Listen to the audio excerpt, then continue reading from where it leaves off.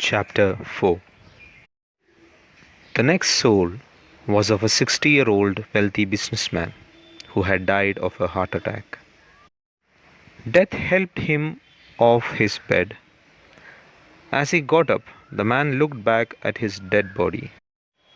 His gem embedded ring, his Rolex watch on the side table, and as they moved up, he kept looking at his beautiful bungalow in the center of a big estate.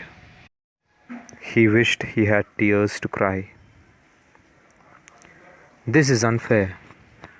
For 40 years, since I was 20, I had worked hard to earn all this.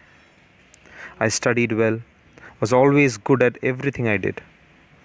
I had sacrificed so much to get where I was. I didn't marry so that I could put all my focus onto my company, and I did succeed. My company is one of the best companies of this country. But now, when I finally found someone I could hand over my responsibilities and rest, enjoy my life, I died. Then he turned to the black hooded person with no visible face and a long cloak covering his hands and feet, who looked more like a shadow. It was the Grim Reaper, the harvester of souls, and he looked more scary than he had imagined. Now, for those who are confused, I will clarify. You see, death really has no fixed face or figure. He turns into anything that the soul being taken believes death looks like. So he can be the big mustache Yamraj, or he can be the faceless, black hooded Grim Reaper, or he can be a dog faced Anubis, god of underworld according to Egyptian mythology. There are people who see death as their mother in laws or their ex. So if you are confused which one of them are really real, the truth is all of them, but really none of them. Death was again silent. He was thinking about what the boy had said. Death had taught him that life was unpredictable. So it should be cherished. Every moment should be enjoyed.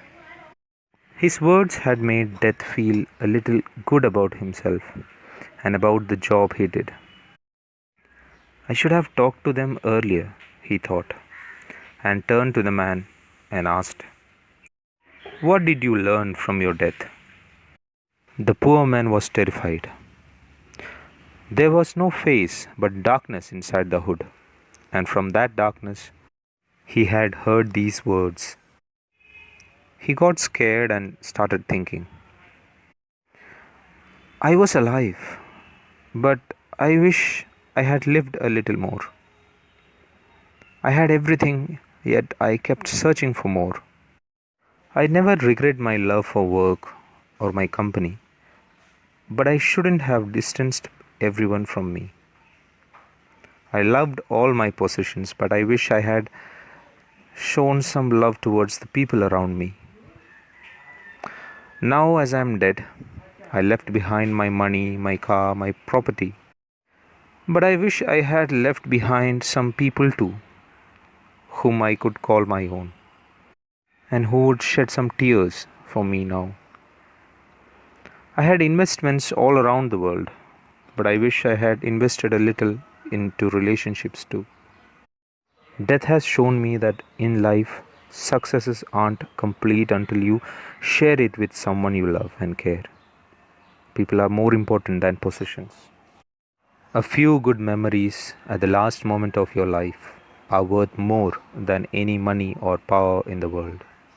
I hope people learn these things from my death so that they don't have to say these words on their way to hell. I'm going to hell, right? Asked the man with a smile on his face. We'll see, came the reply, as Death directed the man to the gates of the hall, where the guardian received him. Death felt a little happy now, but he felt bad for the man who had realized the true meaning of living through death.